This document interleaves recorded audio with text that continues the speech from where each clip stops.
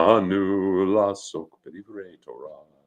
Lasok b'divrei Torah. Lasok b'divrei Torah. Lasok b'divrei Torah. Lasok b'divrei Torah. Okay. Thank you, Linda. So we are small, so we can get into some serious questions on things. Just to be prepared, because I'm not going to put this out in an email, I would be prepared that the next 48 hours there's going to be war. I would be prepared for war in the next 48 hours. And the reason I say that, and I could be totally wrong, and I hope, but the reason I say that, let me just pass this down, because it's a little charity that someone will take at the end of the evening to go give someone, is because the High Court is not a fan of Bibi Netanyahu, as you may know. They've been having these court hearings, and today's Monday, so on Monday, he went in and said, we need to postpone the hearings. The defense minister needs a private consultation with you. And they said, oh, can't be that serious. He said, we need to postpone these. The defense minister came in, and they're postponing the hearings with Bibi, which means that they feel Israel's going to be in serious danger very quickly, either because we are attacked or we are attacking. So I would be prepared for that.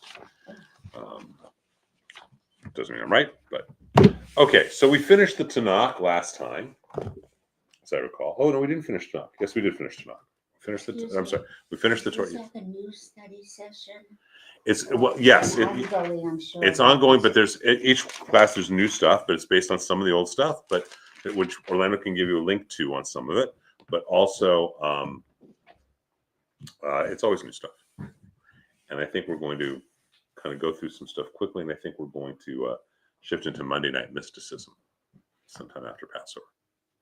Now you're especially going to like this because the way you were raised, because now we begin something. Wow,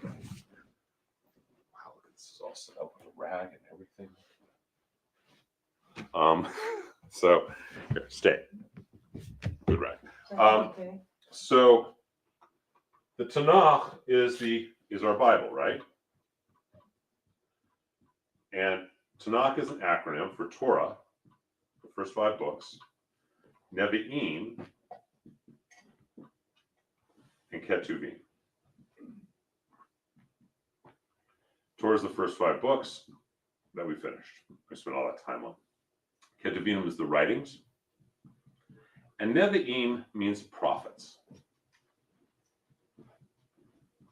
Okay? A Navi is a prophet.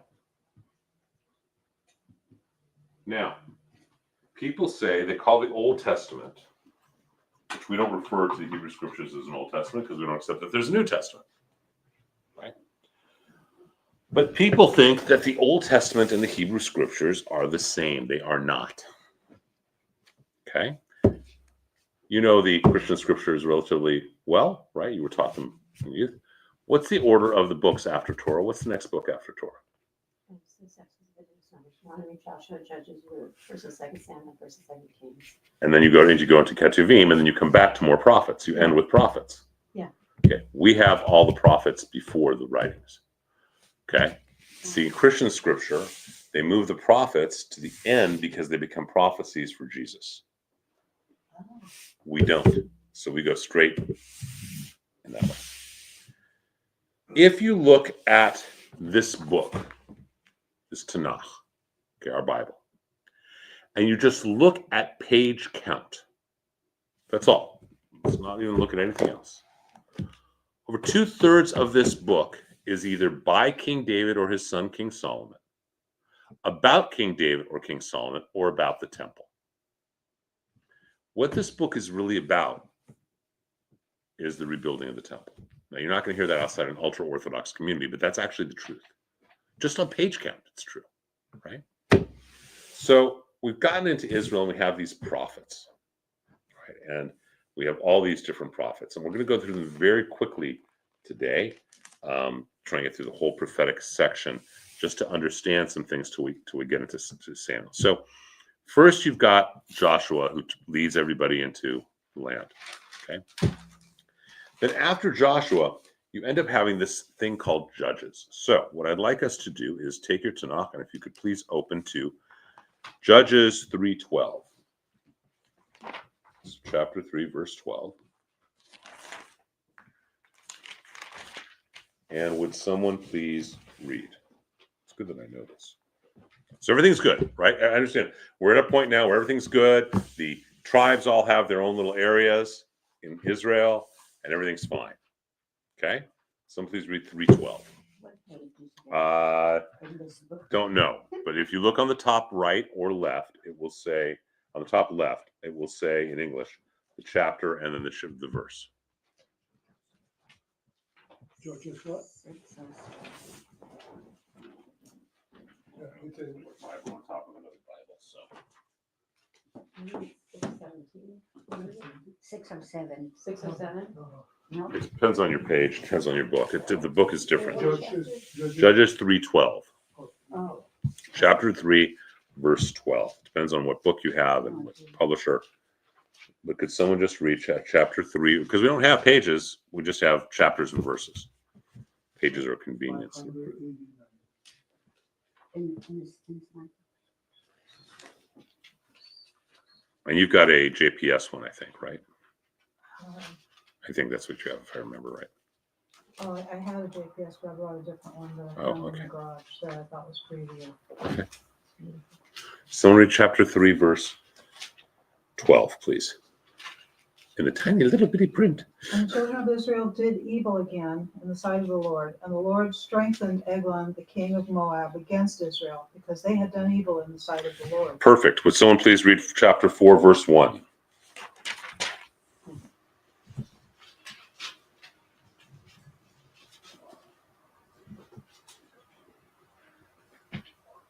oh. The children of Israel continued to do what was evil in the eyes of Hashem once Ehud died. Go on, next sentence. Hashem delivered them into the hand of Jabin, king of Canaan, who reigned in Hazor. Okay, so someone please read 6:1. Chapter 6, verse 1.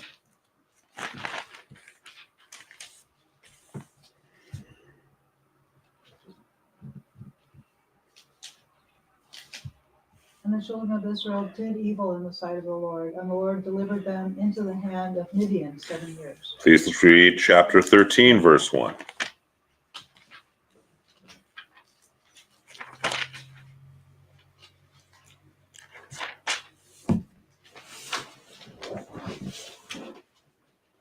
The children of Israel continued to do what was evil in the eyes of Hashem, and Hashem delivered them into the hand of the Philistines for 40 years. It's Hashem. Shem means name. Ha means the. So we call him the name because we don't pronounce his name. Oh. Because we don't know how to. It's 4 silent letters, 4 silent letters. So what happens?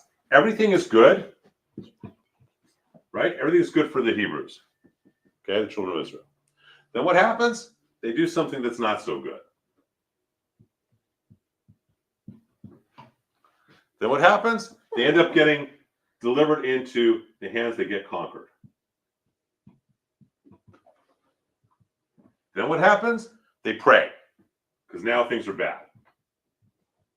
Then what happens? God sends a shofet, a judge, but it's someone to. No, all these tribes are separate tribes. They're all distinct tribes, right?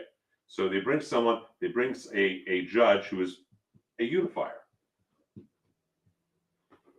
Okay?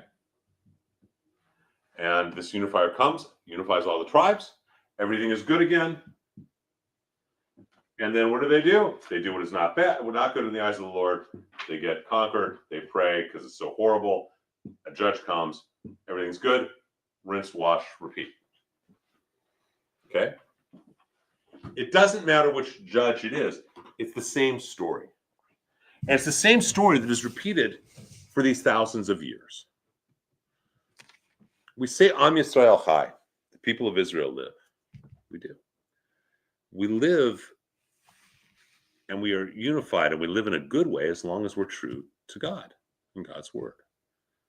When we're not, and we start doing bad things to each other, and we start ignoring what's important, what always has happened, someone comes and beats the daylights out of us. Things get really, really, really bad. And we then pray out of desperation because there are no atheists in foxholes.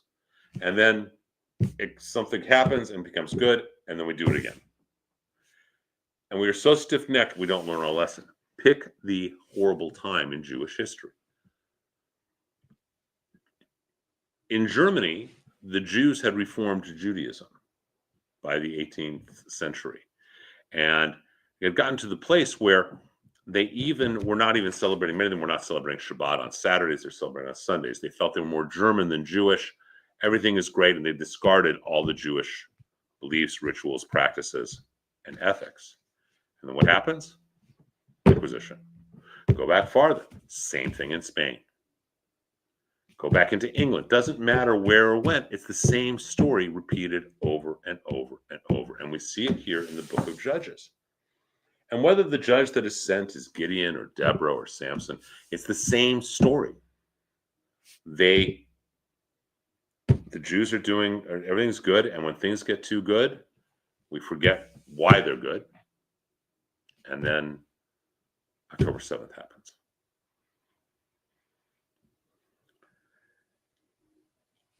On October 6th of 2023, the vast majority of Jews living in America consider themselves Americans who happen to be Jewish. On October 8th, those same people realized they were Jews.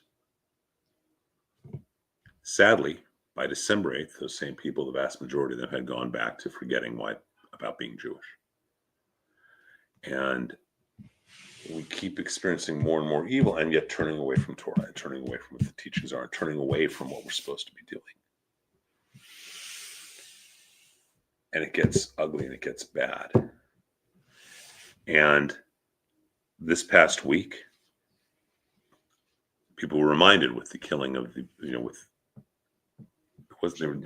been killed in November of 2023. But people were reminded how horrific Hamas is, and the world is shocked. New York lights up everything in orange in honor of the kids. We're not even a week out, and most people have forgotten about that. If you talk to most people tomorrow, when you're just talking, oh, I might have heard something about those children. What happened to them?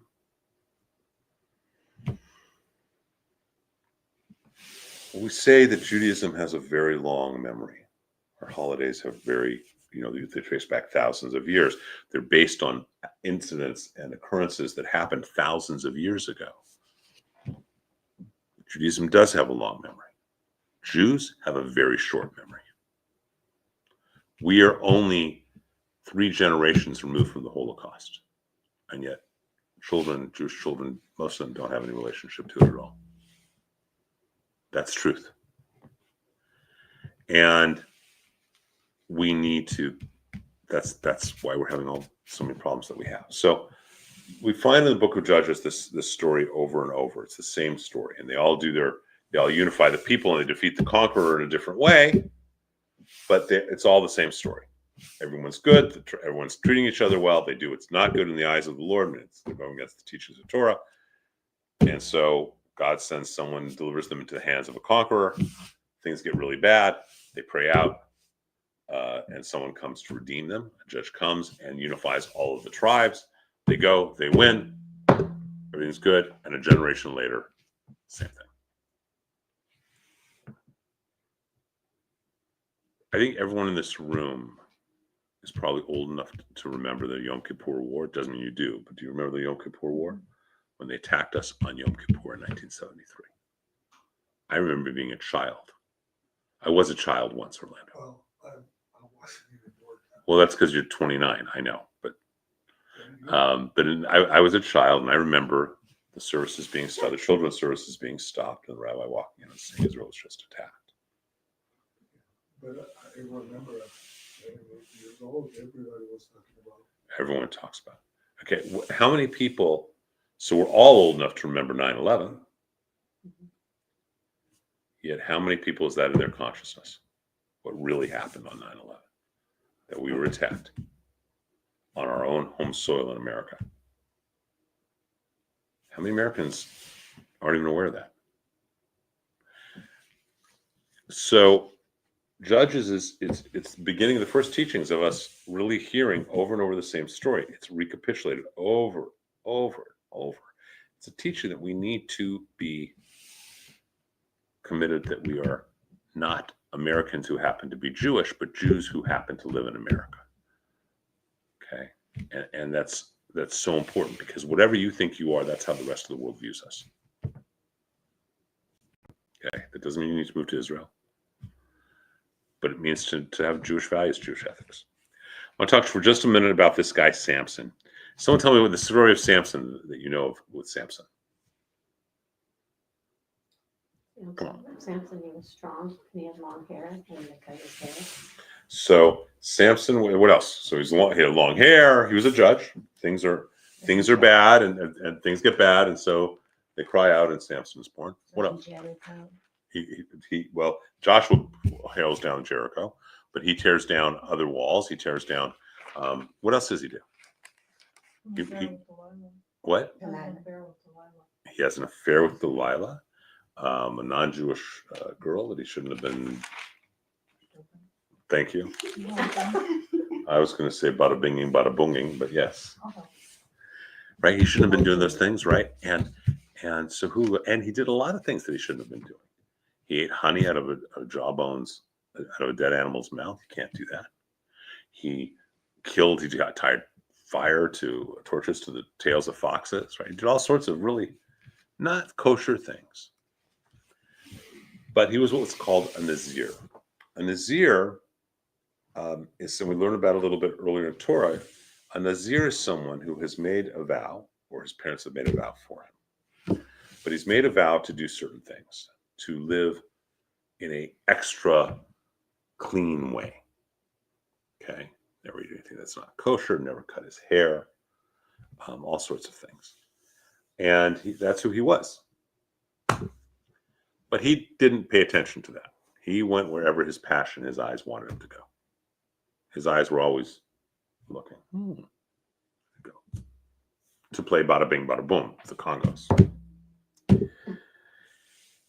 And he ends up being with Delilah. He keeps beating all the Philistines.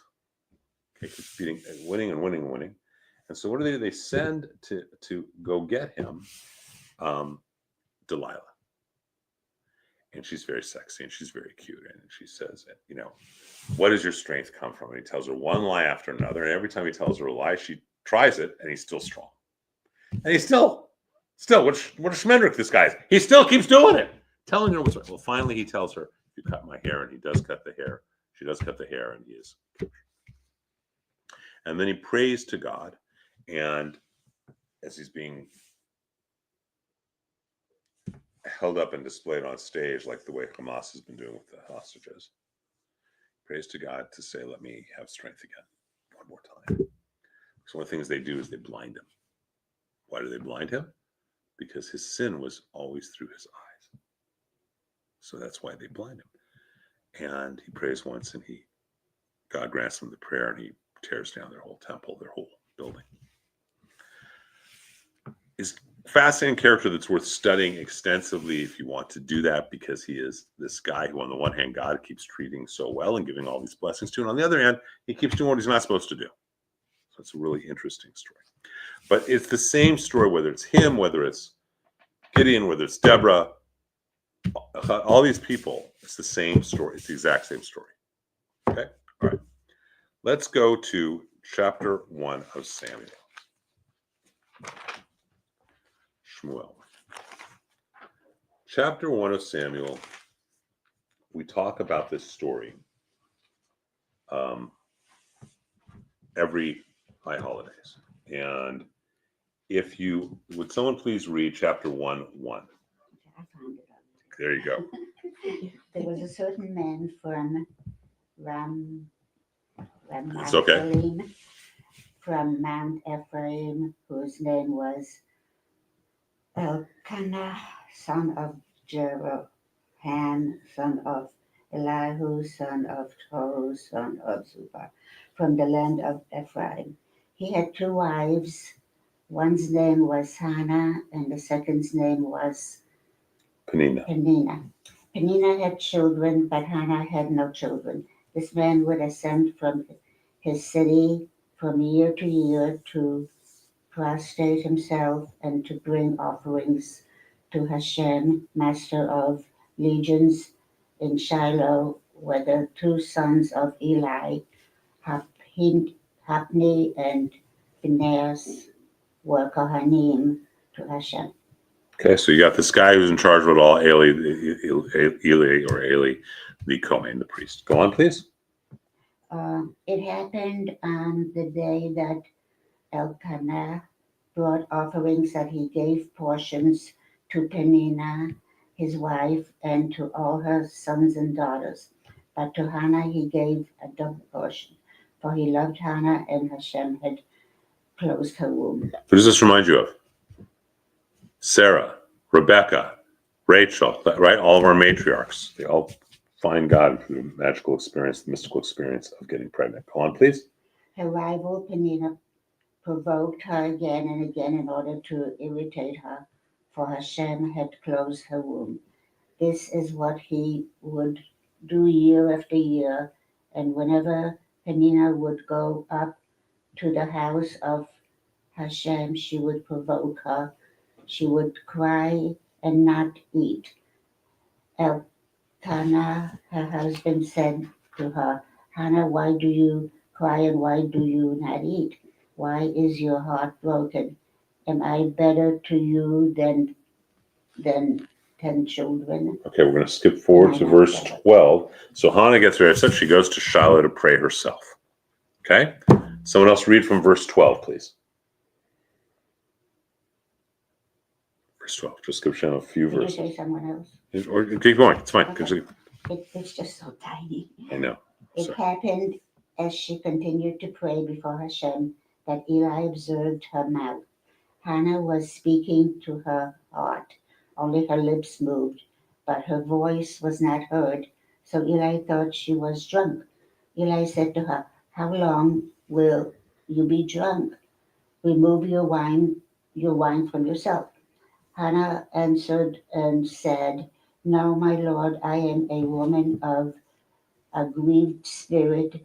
I have drunk neither wine nor strong drink, and I have poured out my soul before Hashem. Do not deem your maid You made servant. servant to be a base woman, for it is out of much grievance and anger that I have spoken until now. Eli then answered and said, Go in peace. The God of Israel will grant the request you have made of him. She said, May your maidservant find favor in your eyes. Then the woman went on her way, and she ate and no longer had the same look. Okay, so what happens? Hannah comes in and she starts praying. And from her, we learn how to pray. She prays so passionately that it's deeper than words. She's just praying, going like this. This is where we get shuckling from. She's muttering. So Eli thinks she's drunk. And there's a whole dialogue about this in the Talmud that extends this conversation, that he says, What are you doing, you drunk woman? You're a base woman. What are you doing here? And she says, What's wrong with you? You're supposed to be the high priest and you can't see that I'm in prayer. What's wrong with you? It's a very powerful movement that she does. And she says, Who the heck are you? And all of a sudden his eyes open because, oh my God, I'm so sorry. I see you're really praying, and you will be granted a child. And bring him to me after a year. When he's done suckling, bring him to me. And so she does. She has a child. The boy's name is Shmuel, Samuel. And for God has heard her prayers, and he becomes this great prophet. Okay? This begins the story of David and Solomon. So first of all, Samuel is the great prophet. Okay? And the people want a king. Now God says you don't need a king. So we want to be like all the other people. Every other tribe has a king. The Moabites have a king. The Amalekites have a king. Why can't we have a king? I said, You've got the King of Kings. Oh, we want a king. So he takes, and Samuel anoints a man who is the first king of Israel. So before this, you just have the tribes, right? And then you have a judge who would unify them only when it was needed for war. But then you have a king. And the king comes out, and he's from the tribe of Benjamin, and his name is Saul. Okay? and Saul becomes king. And Saul's a great warrior. And Saul unites the tribes, and he does pretty well. And in this process,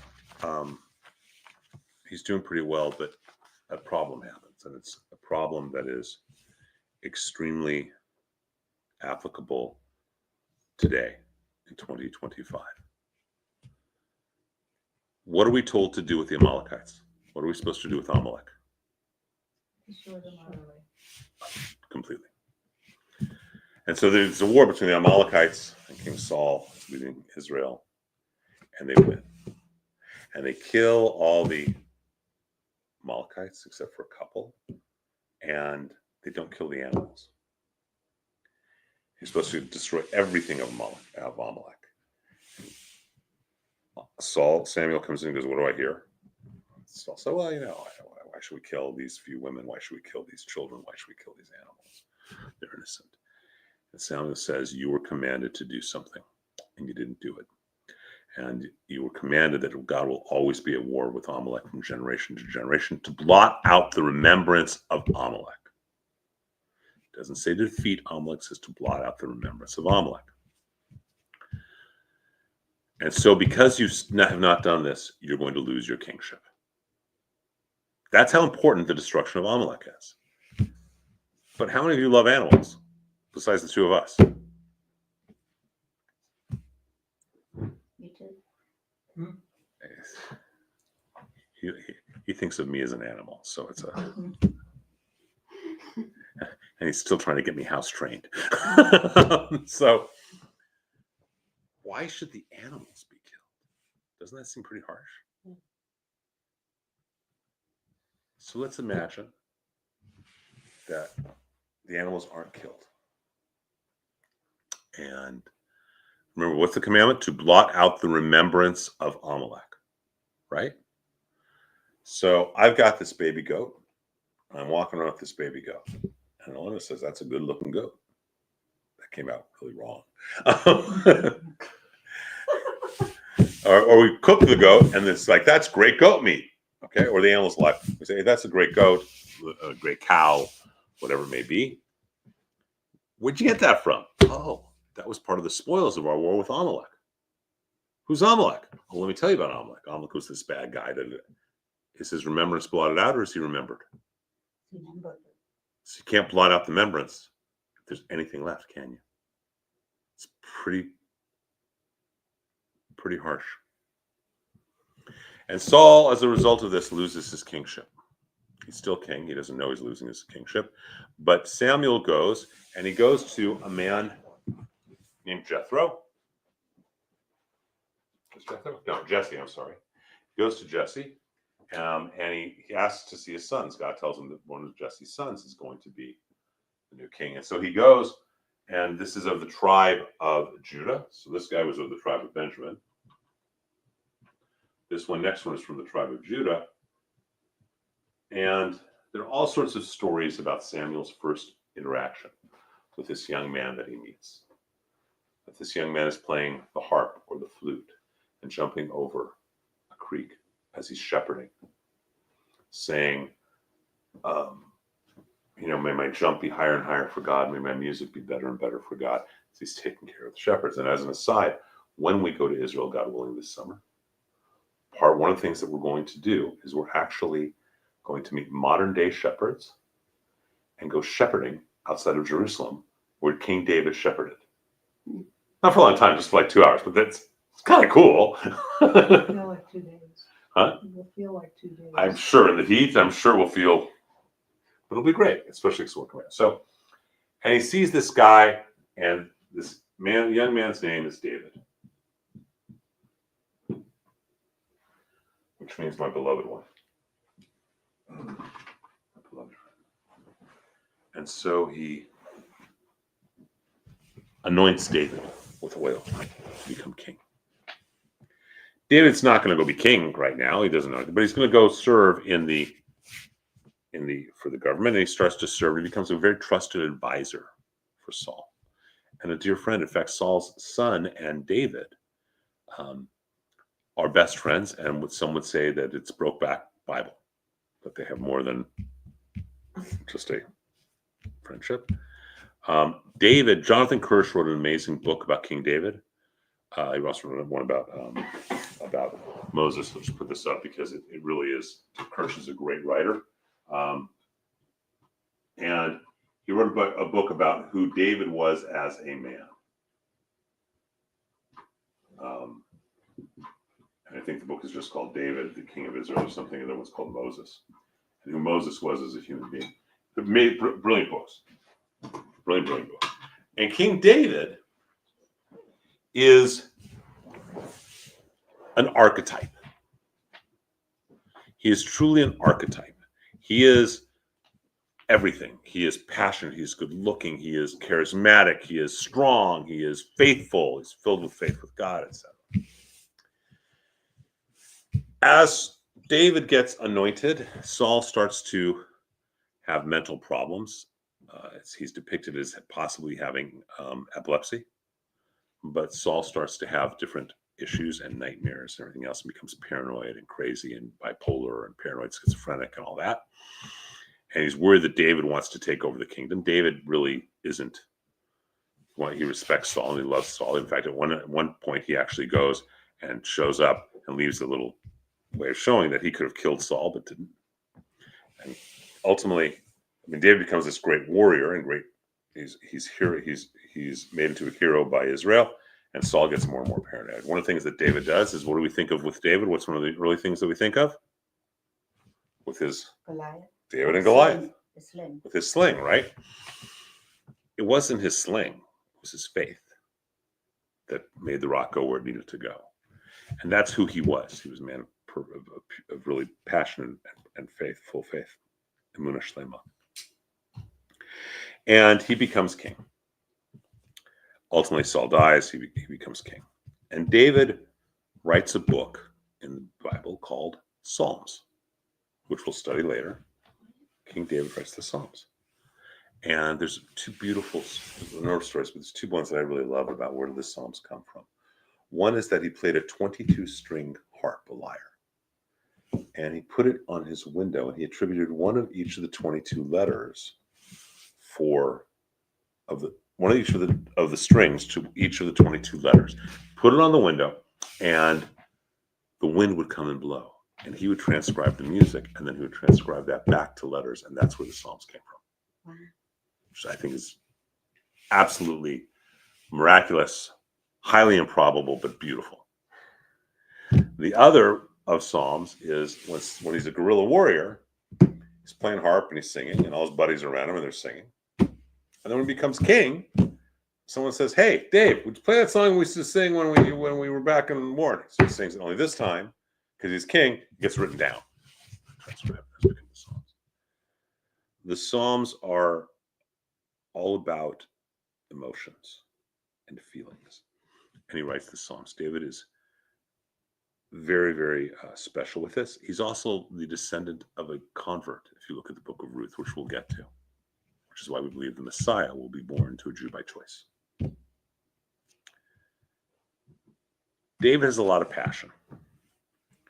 And one day, let's see if I can find exactly where. I don't know if I can find exactly where quickly.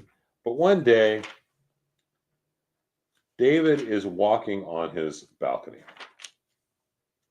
And below him, he sees a woman bathing naked. And so he calls her up, and he has messengers sent to call her up. And she comes up, and they bada bing, bada boom. And he finds out she's also married. And she is also, guess what happens after they have their sex? She gets pregnant. Okay, we find it in, is it 2 Samuel? I think it's in 2 Samuel. He always wants to build the temple. He's not allowed to because his hands had killed soil, had killed people. Here we go. In 2 Samuel chapter 11, that he goes and he does this. Okay? And he sees her bathing, And he calls her up. And they have sex. And she's married to one of his commanders, and Uriah the Hittite. And everything is great. And so what does he do? He sends Uriah, when he realizes what's going on here, that she's going to get pregnant. He's in love with her. They sent Uriah into a position in war where he's going to get killed. And Uriah dies. Basically, David caused his death so that he could have his wife, who then has a child. But before she has a child, the prophet that works with David is a man named Nathan. And Nathan tells him a story. And you can see that story in, could someone please read chapter 12, verse 1. Right before it says the mourning period passed, and David sent for Bathsheba and brought her into his house. She became his wife, and she bore him a son. Okay, the deed that David had done was deemed evil in the eyes of Hashem. Someone please read from 12:1 what happens. Then Samuel, is that the one? No. Samuel 2, chapter. There's two. There's a book of Samuel 1 and a book of Samuel 2. I think in your book it's page 749. I think. And the Lord sent Nathan unto David, There we and go. came unto him, and said unto him, There were 2 men in one city, one rich, and the other poor. The rich man had exceeding many flocks and herds, but the poor man had nothing, save one little ewe lamb, which he had bought and nourished up. And it grew up together with him and his children. It did eat of his own meat, and drank of his own cup, and lay in his bosom, and was unto him as a daughter. And there came a traveler unto the rich man, and he spared to take of his own flock and of his own herd to dress for the wayfaring man that was come unto him, but took the poor man's lamb and dressed it for the man that was come to him. And David's anger was greatly kindled against the man. So you guys get the story? That's the translation. That's in Old English, but the basic idea is there's a rich man and a poor man. The rich man could have any ewe, and he takes the poor man's ewe instead. Okay, go on. And David's anger was greatly kindled against the man. And he said to Nathan, As the Lord liveth, the man that hath done this is worthy to die. And he shall restore the lamb fourfold, because he did this thing, and because he had no pity. And Nathan said to David, Thou art the man. So tells this story through a parable. It says, you're the guy who did this. And David realizes what he did. And he becomes miserable. His son is going to die that he had with Bathsheba, that first son. And he goes and he puts ashes on himself, and he fasts, and he really prays from the depths of his heart. And God forgives him. God forgives him for what he did, because he opens his entire soul to prayer. We said the other night, I think, the root of the word prayer in Hebrew actually means to disembowel oneself, to so fully open up to that pain. We need to fully open up to pain and joy, but we really need to fully open up to be able to pray. We need to open up to gratitude to be able to praise God and be grateful. And David does, and he's forgiven. Saul's not forgiven for not killing an animal. David's forgiven for sending a man out to death. Because Saul did specifically what he was told not to do. And even argued about it. Oh, that's good. We rationalized it. That's why they're innocent. Did he ever make it right and actually go?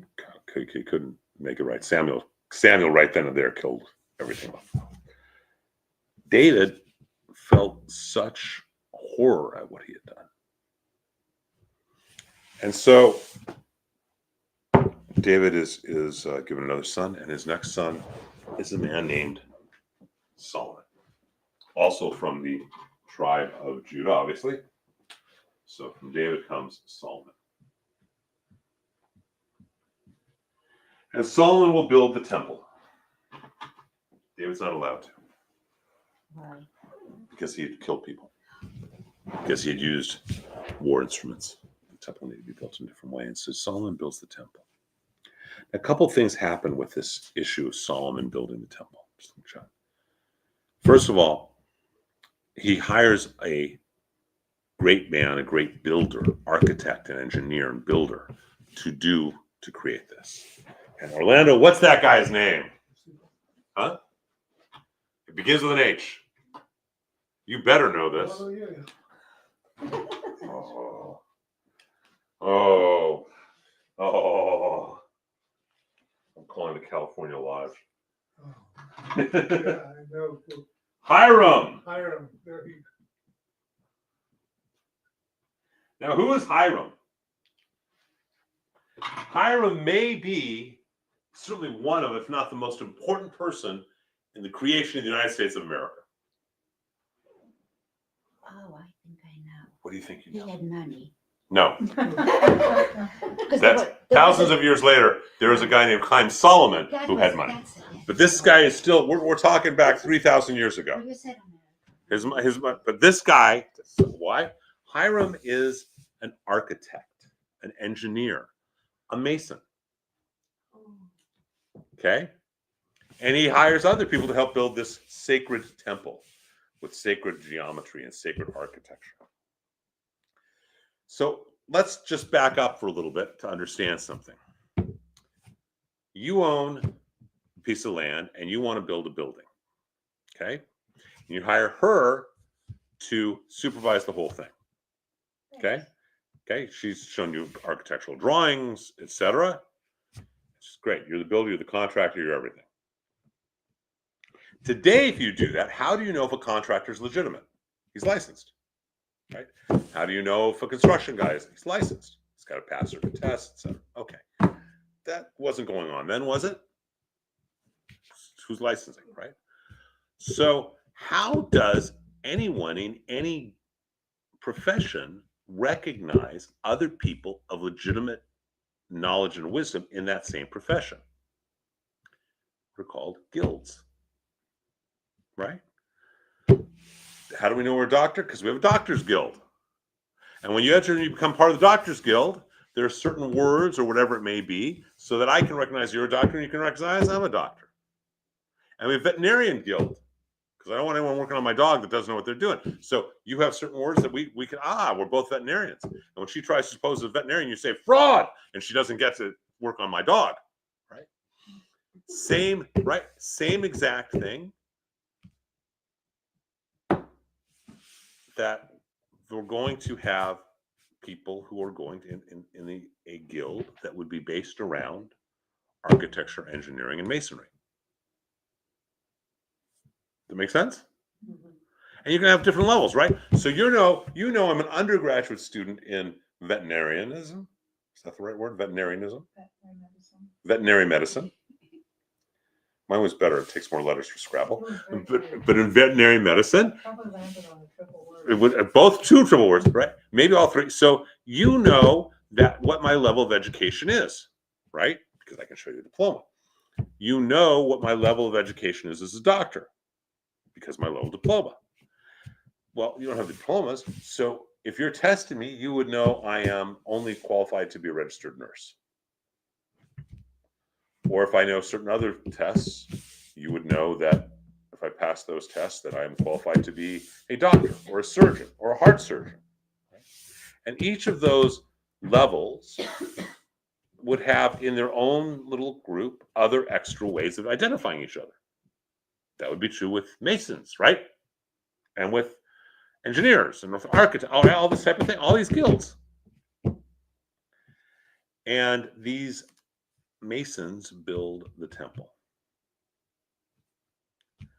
And this group of masons track themselves through time. And their big accomplishment that they've accomplished was the building of the temple. There aren't a lot of bigger accomplishments than building the temple. There's not. I mean, that's kind of pièce de résistance, right? Big thing. And they get tracked through time. And in the Middle Ages, they become also soldiers. So they call the Knights Templar, Knights of the Temple. That's what Knights Templar literally means. They become a banking institution because of the Knights Templar. They become very powerful. Philip the Fair of France, I believe it is, ends up persecuting them on one given day, on Friday the 13th. I don't remember the year. That's why Friday the 13th is considered bad luck in this culture. And they go underground. And they come back. Where we see them again is in the 18th century. Because I think, is it every signer of the Declaration of Independence, I think, is a Mason, right? And almost every president up until Obama was, right? Or most of them. Most of them. And we see them come back up. They've gone underground a lot, but there were Masons that were in America, in the colonies, and there were Masons in England. And there's also a very big French lodge as well. And so Ben Franklin goes over to where? France. Why are they accepting him? He's part of the same guild, part of the same brotherhood. All this, which ends up financing our revolution, and on. All this happens as a result of what Hiram does with building the temple. Okay? Is that the same Masons that we talk about today? Yes. That they have all the secret things in Ask him, he's a Mason. Right? Really? Everything's very secretive. Yes. Well, That's why they're secretive, because they had to go underground? I don't know if that's the historical reason why. Okay, well, I'll ask you then. What do you think? If it's a secret, is he going to tell you? Yeah. No, but I thought everything is very, you're not supposed to know. Yeah, you don't. You end up not knowing things. Yeah. My father was a Mason, God rest his soul. My brother was a Mason, God rest his soul. The first one in my family was not. And it's really funny because you'd be at a dinner, like an event, and someone would say, Hiram, and all of a sudden different guys would be going like this, and okay, he's the Mason, he's the Mason, he's the Mason, he's not, he's the Mason. But it comes from Solomon hiring Hiram to build this temple. And this temple gets built. Now, Solomon, when he's king, I saw all these colors, I feel like I should use them. So David, when he's king, writes the book Tehillim, which means Psalms. Solomon, when he's king, writes 3 books. He writes, and we're going to go over these next week, Shir HaShirim, which is Song of Songs. He writes Mishle, which is Proverbs. And he writes Kohelet, those are the actual original names in Hebrew, which is Ecclesiastes.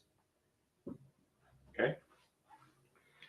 And those we're going to go over when we get to Ketuvim, because all of these 4 books are in Ketuvim. And Solomon builds the temple, and Solomon is considered the wisest man who ever lived, and Solomon does all these amazing, amazing things. He builds the temple. But again, what's going to happen? There's going to be a schism. You're going to end up having his descendants and other people fighting for the kingship. You're going to have a northern kingdom and a southern kingdom of Israel. Northern being called Israel, where there are 10 tribes. The southern being called Judah, where there are 2. And the temple, it's clear, especially after the northern kingdom gets conquered, it's clear that the temple is going to be destroyed because the people aren't acting right. And so you have these prophets. And the prophets all are in the same basic period. And they are either before the destruction of the first temple, in either the north or the south, or they are during or after the destruction of the first temple, again in the north or the south, or Babylon.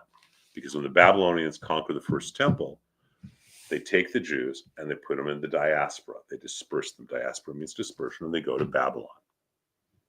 Everyone with me so far? So where did I lose you? The disbursement. They're in Jerusalem. Oh. Babylon's conquer. And like any good conqueror who wants to take control of the land, they said, get the hell out. We're taking you out of your homeland. Very smart play. Take them out of their location. Very smart play. And so take them out to Babylon. And so they're in Babylon. That's where there's some that stay in Jerusalem, but very few. Most of them are now in Babylon. Okay. Again, how that affects us today. The Jews that were in Babylon, eventually they're going to come back to Jerusalem and they're going to build a second temple. They're going to get permission to do that with Ezra and Nehemiah.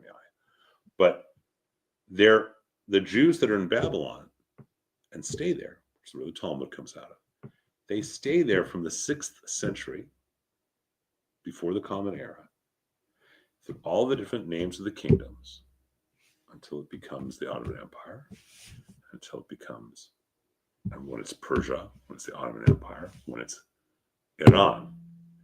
And from the 6th century before the Common Era until the 1970s, there's a contiguous Jewish community in Babylon, which becomes Persia, it becomes Iran.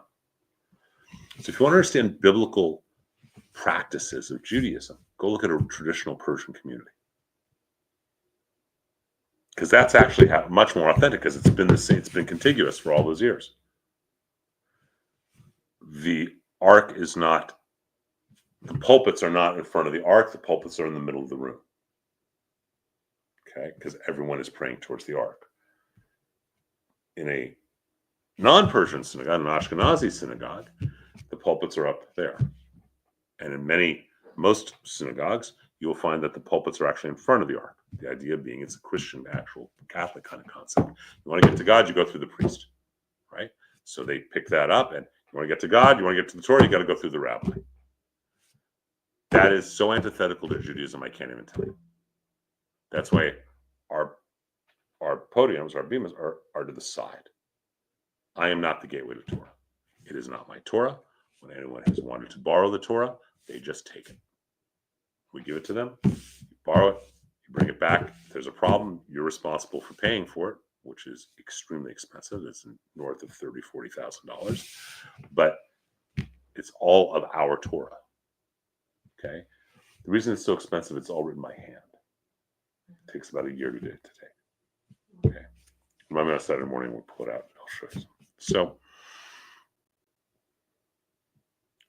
they go to Babylon. And the prophets are all written either before the destruction of the first temple, during the time of the destruction, or right after the destruction, with the prophecies that we're going to have a second temple. The temple's going to be rebuilt. The first temple was destroyed in 586, 587 before the Common Era. The northern kingdom was destroyed in 722, roughly 150 years earlier. And so each of these prophets are going to have their own experience of their form of prophecy. Make sense? Everyone with me on it? Okay. So let's just look briefly at a couple of these prophets. So let's look at a couple of the early ones that are so important. And 1st and 2nd Kings is again a description of the kingship, of the journey of David and Solomon, the splitting of the kingdoms. Elijah the prophet is there, who will herald the coming of the Messiah. And if we get to the first big prophet is Isaiah. So we find Isaiah on chapter 1, verse 1. And Isaiah is from Judah. He is part of the aristocracy. So he's from the southern kingdom. And he lives, when do they say he roughly lives here? They say that he's living from 619 to 533. So the destruction of the temple happens right in the midst of his lifetime. Okay? Isaiah makes a lot of prophecies about the future temple. He makes a lot of prophecies about what's going to happen in the future. Much of Isaiah is not written by Isaiah. It's written centuries later.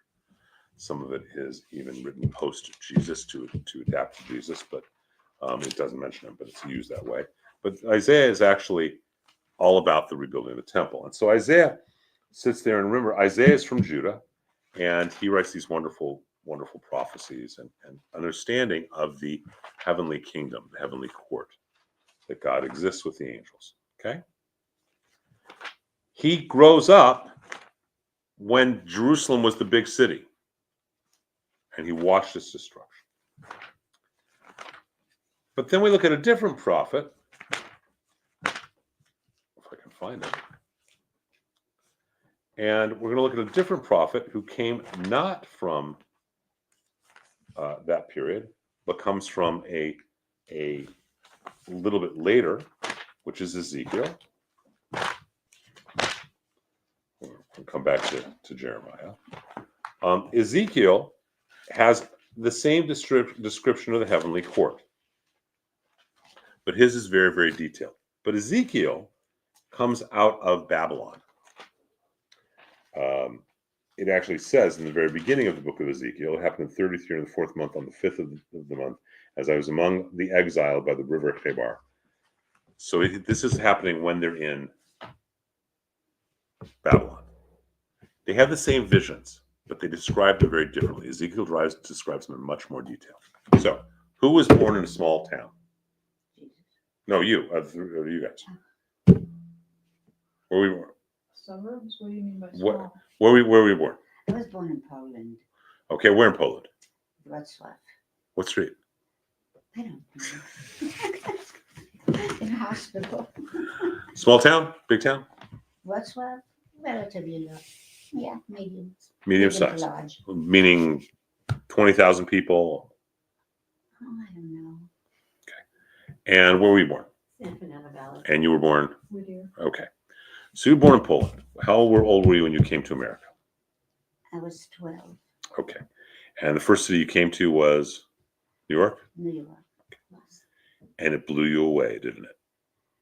Yeah, for sure. You couldn't relate. It was so different. Well, I didn't speak the language. But the big buildings and the skyscrapers and all that, you didn't have those in your. Of course. Okay. But I lived in Israel before that. So when you went to Israel, you saw some of those in Tel Aviv. Yeah, but it wasn't the same Tel Aviv it is today.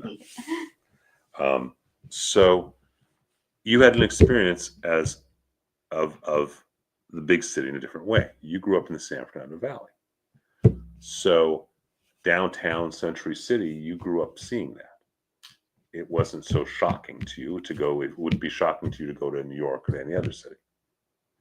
Right? You grew up, where in the San Fernando Valley did you grow up? Northridge. Okay. So by the time you were a kid, you'd gone to the beach. Uh-huh. It's beautiful, it's special. It's the beach. You're used to it. I remember once bringing a bunch of Yaqui kids out here, kids from the Yaqui Indian Reservation in Arizona. You know what they wanted to see first more than anything else? The beach, because they'd never seen a beach.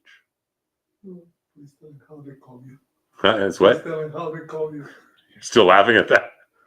Do you Allison told you just find that so funny. What did I do? Dear Mike. T.O. Mike. I've been going back to the Yaqui Indian Reservation for over 30 years. Okay, I have 7 god kids out there.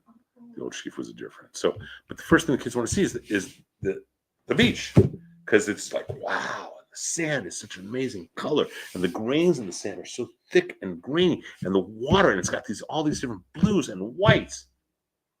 When it's shocking, we see much more detail the first time, right? When you grow up with it, it's a beach. There's some sand, there's some water, other than the Tel Aviv beach, which is the most beautiful beach, right? Yes, it's Tel Aviv beaches. And so Isaiah grows up in the big city of Jerusalem. He grows up in the big city in Judah. So when he makes a description of the heavenly court, it's big, it's awesome, but it's contained. When Ezekiel makes the description, it's very detailed and the this and the that, right? Each of the prophets have their own tone. So that's the difference between them. Hosea is in the north, and he's like Isaiah. He says the same kind of things. Jeremiah, I love Jeremiah, because if Jeremiah was one of the 7 dwarves, he would be grumpy. Okay? Jeremiah is let me see if they actually say when they think he was living here. Because he lives before the destruction of the temple. Jeremiah is the one who keeps saying, maybe this is why I like Jeremiah. Jeremiah is the one who's yelling at all the Hebrews, if you don't get it together, this is what's going to happen. And then they don't get it together, this happens, and guess who they blame? Jeremiah, because he prophesied it. Okay? This goes on and on in his life. He has a right to be cranky. He's very grumpy. Okay? And that's Jeremiah, but he's telling the truth. They each have their own tone. Jonah, we read about him at the high holidays. Jonah is the reluctant prophet. He doesn't want to be the prophet. Micah is the prophet who's so sweet. Okay, wants everyone to come together. What God requires of us is to walk in his footsteps, to do justice. Malachi, at the very end of the prophetic section, is saying that, for the Messiah to come, Elijah will come, and the Messiah will herald the coming of the Messiah. Why? Because Elijah will open the hearts of children to their parents, hearts of parents to their children, and we need that. Who has children? Okay. Who has children that have survived the teenage years? Who has children where you survived the teenage years? My hand just went down. I have not survived them yet. nor have they yet. Right? But Malachi is saying that Elijah opens the hearts of parents to their children and children to their parents, and for that reason the Messiah will come. So it's all prophetic, it's all prophecy about the rebuilding of the temple and the coming of the Messiah. Okay? And that's literally the prophetic sections. That's literally what it's about. So it is the idea of being, they all have their own tone, but they're all saying basically the same thing. Get it together, or bad things are going to happen. Get it together, and good things are going to happen. Get it together, and in fact, the temple will be rebuilt. Don't get it together, and it's going to get worse. Get it together, and things are going to be okay. The temple won't be destroyed. Don't get it together, the temple's going to be destroyed. This is what the prophets are, all of their own tone. Now, it's one of the pieces to understand this. The first chapter of the book of Ezekiel describes the heavenly court in a very specific way. It talks about Ezekiel's vision of the heavenly court, just like Isaiah has his vision of the heavenly court. But Ezekiel sees it, and he sees it in such detail. He sees it as a chariot. Okay? And the chariot that's being ridden by God, being able to supporting it, people, and how what very detailed with this chariot is. And the word for chariot in Hebrew is Merkavah.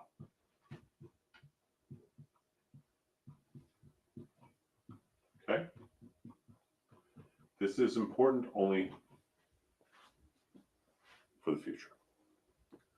The word for creation is Bereshit. Remember, we talked about that the first week.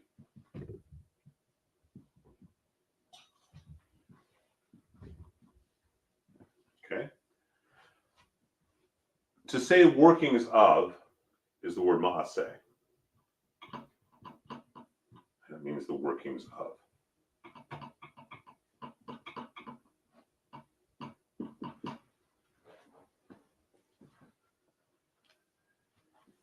There are only two questions in the universe. Only two. Everything else is details. How and why did God create the universe? How and why does God sustain the universe? Everything else is just frill. Those are really the only two real questions in the universe, aren't they? How and why did God create it? How and why does God sustain it? Why doesn't he just say, enough, boom? Why did he even start this in the beginning? Those are really the two big questions, aren't they? Are there any answers to those? Of course. Of course. We have lots of answers to those. You say, these words and these words, lots of answers. But so you have two schools, and the answers, that's a great question you asked me actually, are in two schools of thought. One is Maaseh Bereshit, one is Maaseh Merkavah. These are the two original types of mysticism in Judaism. Maaseh Bereshit, the workings of creation. How and why did God create the universe?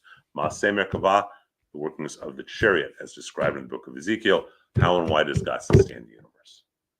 And we're going to come back to that later on, but Merkavah mysticism comes from the book of Ezekiel as its primary source. Well, it's not its primary source, but it's the major source.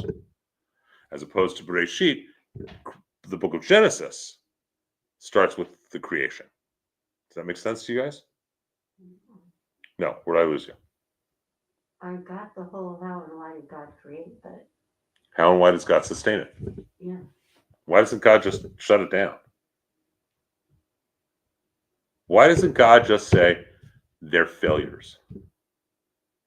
They did not become what I wanted them to become in all these thousands of years. They give me nothing but surus, nothing but grief. didn't he do that already once with Noah? No, because the world still was sustained after Noah, wasn't it? Oh, Right? Why doesn't he just wipe the whole thing off? He doesn't want to be a failure. I think that's, I'm not sure, but I don't think God is worried about whether it gets an A or a B in the class of creation. No, but just for his own self-esteem. So God needs self-esteem. God is the infinite, the omnipotent, the omniscient, the omnipresent, the benevolent, but he doesn't so feel good about himself. Who's God's therapist? well, then who would worship him if he destroyed What does he need worship for? So let's think out through for a minute, okay? So we'll explore Merkava in a little bit. Why would God need to be worshipped? Do you see God as a petulant old man who has a bruised ego, never did therapy, and is convinced that whatever that was, and is convinced that he needs adulation? It could have been. Everything is. So, do you think God needs adulation? No, but what would be the purpose of God if there wasn't us then? What would he be doing? Anything he wants. He's got his angels too, remember. We're the ones who are really grief for God because he gave us free will. And the angels even protest when he creates the human being. So again, in the Midrash, because they say, you're going to give him free will, they're going to screw up. An angel doesn't have free will, doesn't have a choice. He's got to do what he's programmed to do. That's why he only has one leg. He's got to do his job. We can have two legs. We can go to good, we can go to not good. Did you say an angel only has one leg? Correct. And that's actually also described in both Isaiah and Ezekiel. They describe the angels who only have one leg. Wow. I mean, it actually Which one, says the that. right or the left? Wait, is that why you can't lie and you can't lie then? Because they don't have free will. They don't have free will. They can only do what they're supposed to do. We have free will. We can do bad, but that means that when we do good, it's that much more valuable. Because we have free will, we have free choice. It also means that, boy, do we cause God grief. So you have your oldest is how old? 20. Okay. And I'm 17, and I'm 17. Okay. Do you remember when your children were 2 or 1?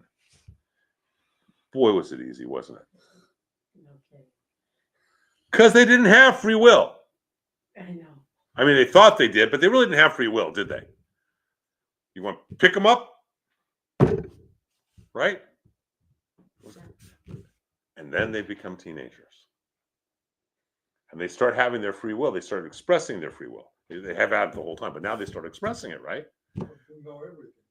They're always right. It's so exhausting. How does that make you? It's exhausting. How do you think God feels for us? I just try to stay at work a lot. So there's a great story, right? That little girl goes to Grandpa. She says, Grandpa, we're playing, and she's crying. He says, why are you crying? She says, because it was my turn to play hide and seek. I was the one who was supposed to hide, and no one came to look for me. Grandpa looks at her and he says, now you know how God feels. So we cause all this grief for God. We constantly do what he tells us not to do. We do it anyway. He tells us what's going to happen when we do it and how bad it's going to be. We do it anyway. The bad things happen. That caused you pain as a parent whenever you had to punish your kids because they crossed a boundary? Caused you a lot more pain than them, didn't it? Mm-hmm. Okay, so what's the difference? How does God feel? God doesn't need our adulation. God's infinite. What does he need adulation for? What does he need all of our grief that we cause? But what would he do though if he didn't have us? He'd just hang out with the angels all day and everything. I don't really have the capacity to kind of conceive of what would God do. Okay, I mean I'm good. I ain't that good. Okay. I don't know. It seems like that's the whole purpose of God is so that we become closer to him. And so if there's How can you be us- closer to God? So can you be closer to God? How? If God is infinite, how can you be closer to that which is infinite? Not in distance, So how can you become closer? but being more God-like, be like him, be good. But again, can you be closer? You can be more aware of your relationship with him. If God loves us, as you keep saying, then without us, it's as though like when you get angry with your children, you don't want them gone. You just wish that they would do better. But when you love them truly, you just stick You with test them, you do all sorts of things to help them become better versions of themselves. Yeah. So does God.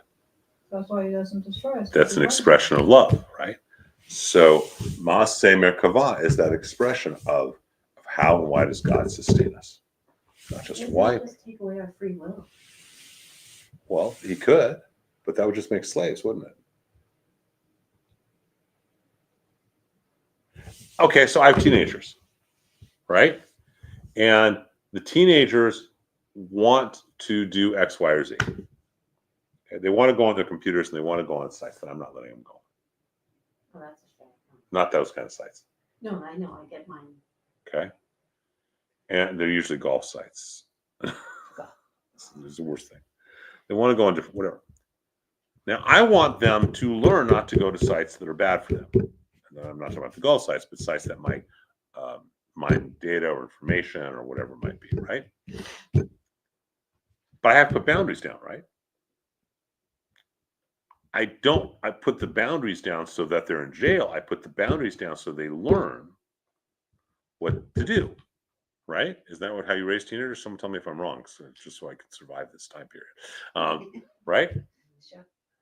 So God gives us all sorts of guidelines, and I tell them and I write down, if you do this, this is going to happen. You're not going to like it, but if you do this, you get this, and you are going to like it. And then when they do this, and then I keep that agreement and I take it away, and I pulled them out of golf tournaments the day before a tournament because I've said, if you do this and I feel horrible about it, they hate me for it. Okay, but it's the right thing to do, isn't it? As a parent, you guys are all parents. Please, someone tell me I'm doing the right thing. Here's the thing. Okay. It is, you have to.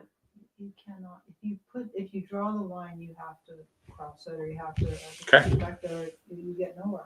Because they don't learn about their own boundaries, and we want them to get to the place of knowing their own boundaries and being able to interact properly. Okay, that all makes sense. Why is it any different for God? God gives us, we're right here. We're told exactly what to do, what not to do. We're told what will happen when we do wrong. We're told what's happening we'll do when we do right. We're told that there's gray areas. And we're told that when we do wrong, we can be forgiven. Right? All these things happen in this. God doesn't need our adulation. It's nice to have your kids say, I love you, I'm proud of you, right? But how old are your kids? 34 and 32. And yours? 43. Okay, so I'm going to look to you because you're older. Your child's older. Would you rather have your kid say, Mom, I love you, I'm so proud of you, you're so amazing, and act badly? Or would you rather your kid have all sorts of feelings towards you, but become a very responsible and productive member of the world and the best version of themselves? Given those two choices, which would you prefer? Well, the second one. Not even a question. Same thing? Second one, right? Yeah. That's how God feels. So all this is given so that we learn our own self-responsibility. So Maaseh Merkavah is how and why God, the workings of the chariot, how and why God sustain the earth. Maaseh Bereshit, the workings of creation, how and why did God create? And does God create? Because God is always creating. God is not an absentee landlord in Judaism. Okay? These are the prophets. And they all have their own tone and their own place. But they're all around the destruction of the first temple is going to happen. The second temple is going to happen. This is why this has happened. This is what will happen, the prophecies. And they're right, because by the end of the writing section, by the end of this book, the second temple will be built. Okay. Second temple is destroyed in 70 of the Common Era. And so there's all the teachings about the third temple being built. What will that be?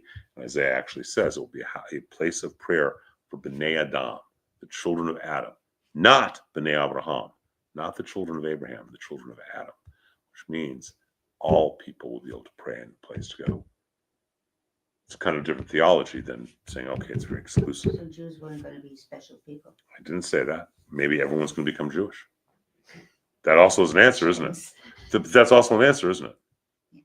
Right? That's also would mean everyone can pray.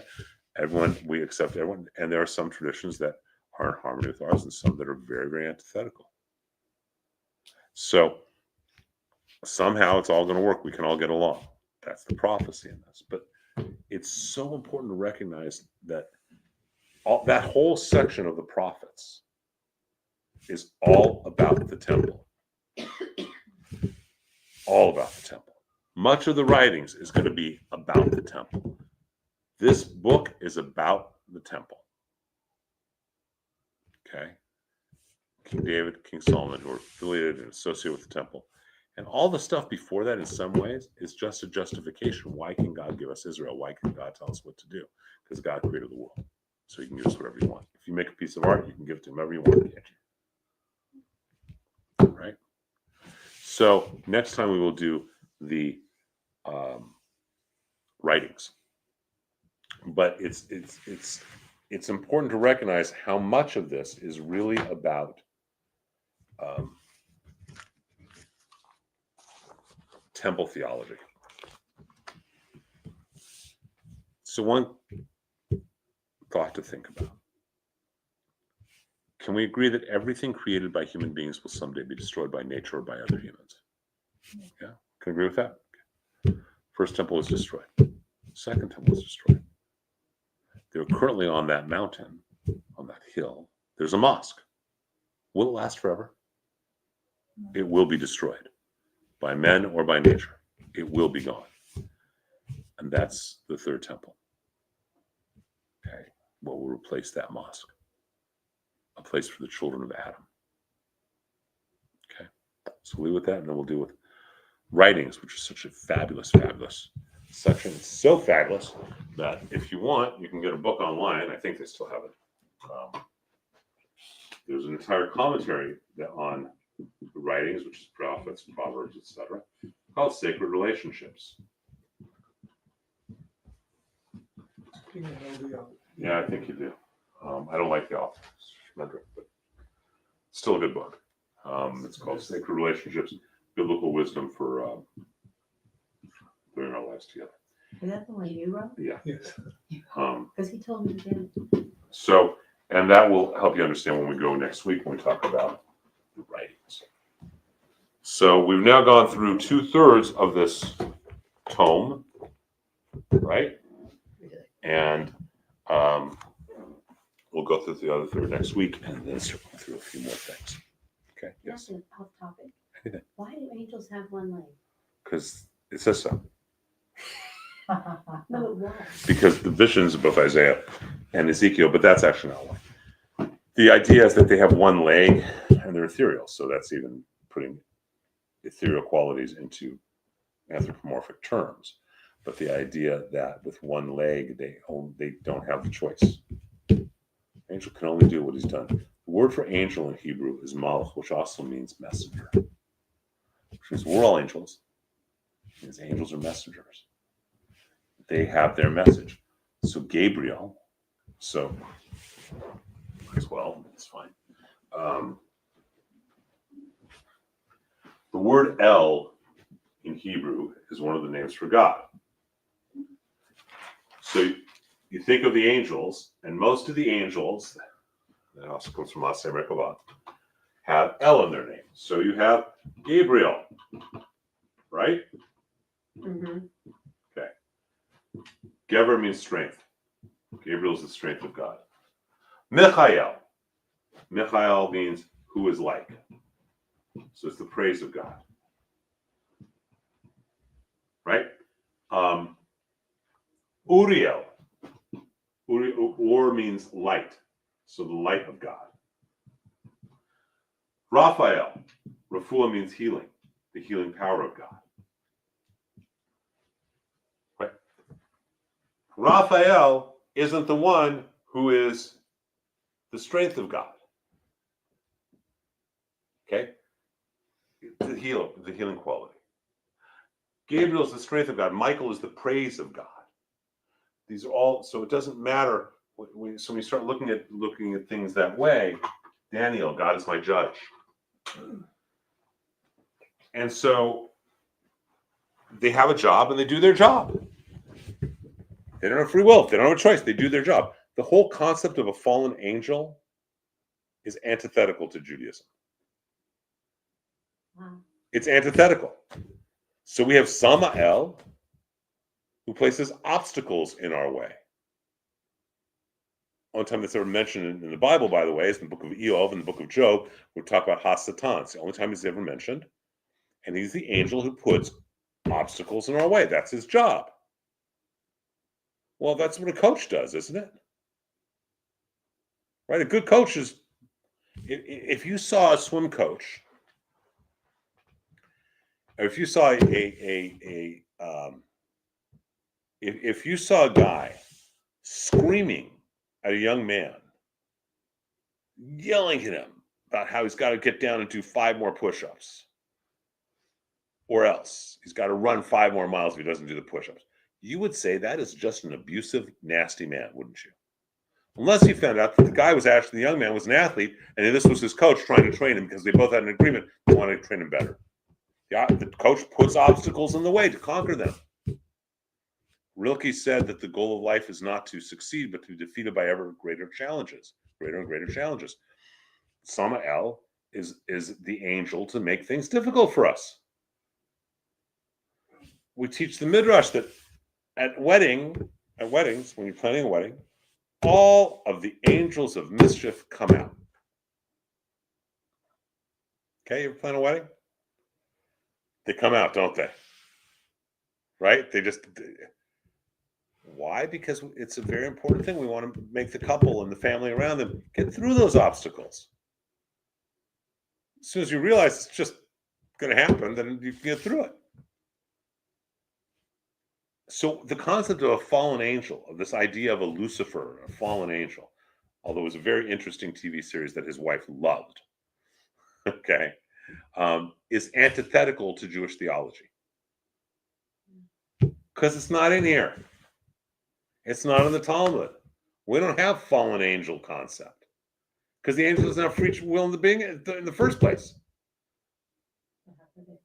Right. Angel's got his job to do. Who's telling the angel to do the good job? God. God. So he would Great. say, okay, Orlando needs to have an obstacle in his way.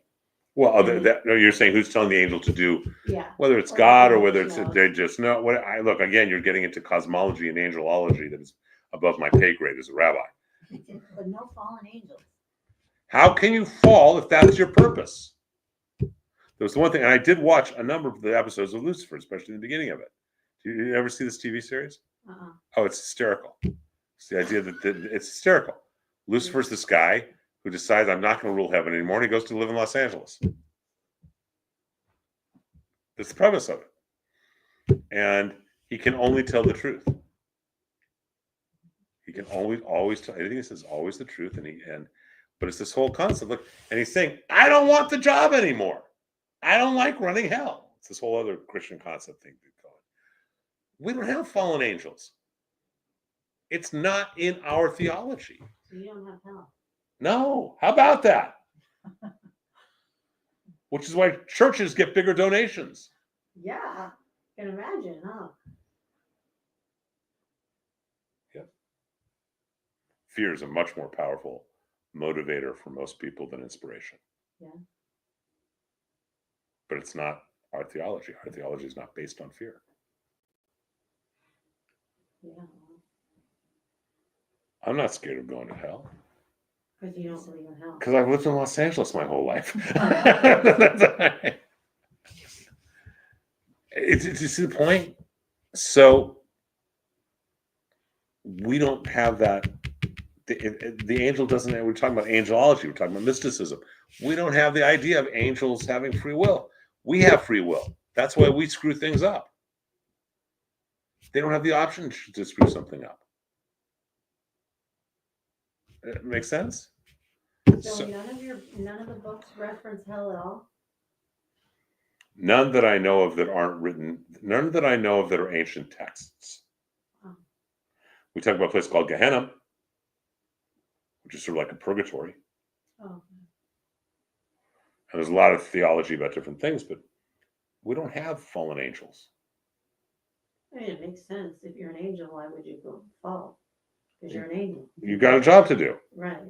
Okay? Raphael is not going to go start suddenly pulling out a sword. Right? And we have this beautiful lullaby for children. Translates to God has sent surrounding me. God has sent surrounding the angels of Israel. On my right is on my right is Michael. On my left is Gabriel. In front of me is Uriel. Behind me is Raphael, and above me is the Shekhinah, the female presence of God. Didn't we sing that? You listened to the Seder, Probably. I think? You, I don't remember what I did. you did, because Kim sent it to me. Hashem, Mhm. Hashem, Meloko Yisrael. Mimini, on my right is Michael, my left is Gabriel. In front of me is Uriel, behind me Raphael. Above my head, God's own holy love I feel. Yeah. And we just that's not who we have. Free will as human beings, which means when we do bad, but it means we have the opportunity to do good. Michael doesn't have the opportunity to do bad. He can only do good. Another great movie, and I'm not a big fan of the actor generally, but a great movie is a movie called Michael. Have any of you Yes, seen I was Michael? thinking of that when you were talking. With John Travolta. Plays the angel Michael. Yeah. One the last trip feathers to LA. dripping down during the course of the movie. Oh, but when he starts dancing, and it's a really fun movie. When he starts dancing, and he's like, it's great. It's really fun. And the battle with the bull, and all that stuff. So we are that's Maseh Merkavah. That's the form of the school of mysticism. How and why does God sustain the world? Through angels, things like that. Maseh Bereshit, how and why does God create it? When we get to Jewish mysticism, we will deal with those topics. But it comes out of the book of Ezekiel. Again, the prophets. Too much information? No. You got that look. Amazing stuff. I mean, I learned a little about Judaism being Jewish all my life, but nothing like this. This is. I hope that's good. It's amazing. It's wonderful. It's mesmerizing. Is that a good word? No, but it's so there's all these different things, and that's what we need to be the best versions of ourselves. And this is a great guidebook, and it is open for everybody, and there is no charge for it. And it is. If any one of us want to run a marathon, could we? In theory, it would take whatever dedication for however long, right? Depends on your physical. Diet, physiology. diet. It would take physical, whatever. It would take building up and doing whatever. It would take a lot of commitment. If we wanted to do whatever physical, well, spiritually, it's the same thing. And here's our instruction manual. And this doesn't have any physical limitations because we don't have any spiritual limitations. So I'm not going to go run a marathon. I don't think at this point in my life. This we can do in a deeper place. Okay.